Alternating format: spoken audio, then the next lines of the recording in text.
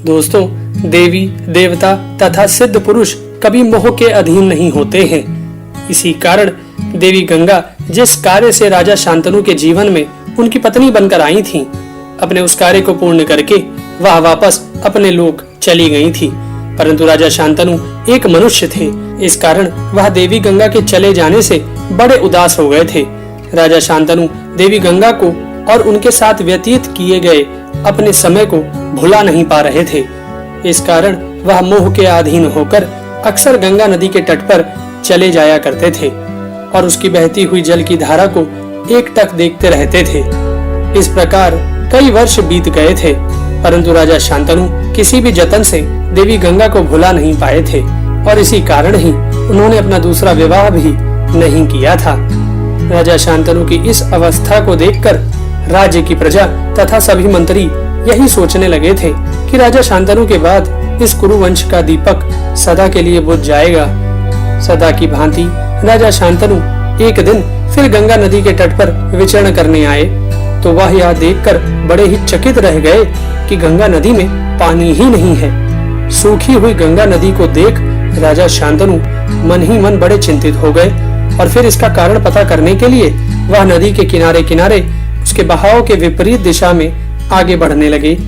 कुछ दूर जाकर राजा शांतनु ने देखा कि एक बड़ा ही तेजस्वी बालक अपने धनुष से दिव्य अस्त्रों का अभ्यास कर रहा है और साथ ही उन्होंने यह भी देखा कि उसी बालक ने ही अपने बाणों के प्रभाव से गंगा की धार को रोक दिया है।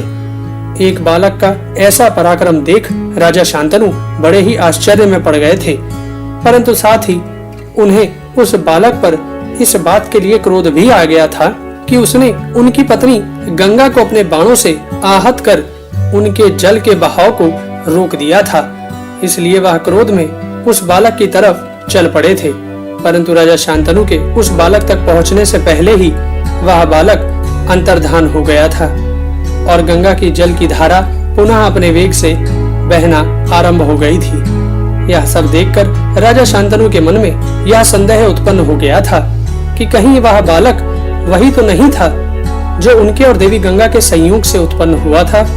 मन में ऐसा संदेह उत्पन्न होने पर राजा शांतनु गंगा नदी के तट पर खड़े होकर देवी गंगा की स्तुति करने लगे और देवी गंगा से प्रार्थना करते हुए यह बोले कि यदि वह बालक वही है तो वह उससे मिलना चाहते हैं।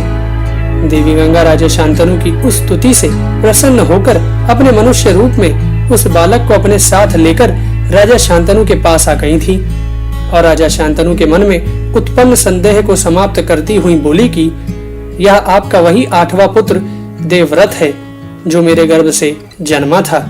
आपका यह पुत्र देवगुरु बृहस्पति और दैत्य गुरु शुक्राचार्य के समान ज्ञानी है तथा देवराज इंद्र के समान धनुर्धर है। आपका पुत्र देवव्रत उन सभी अस्त्र और शस्त्रों का ज्ञाता है जिन अस्त्रों और शस्त्रों का ज्ञान परशुराम जी को है। अभी आप अपने इस पुत्र को स्वीकार करिए और इसे अपने साथ ले जाइए। इस प्रकार देवव्रत को राजा शांतनु को सौंपकर देवी गंगा पुनः अंतर्धान हो गई थी। राजा शांतनु अपने उस पुत्र देवव्रत को पाकर बड़े ही प्रसन्न हो गए थे और उसे अपने साथ हस्तिनापुर लेकर चले गए थे।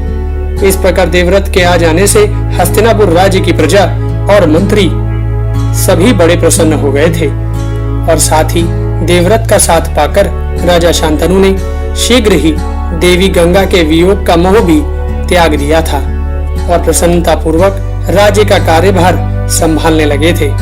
कुछ वर्ष व्यतीत होने के बाद राजा शांतनु ने अपने पुत्र देवव्रत को अपना युवराज बना दिया था।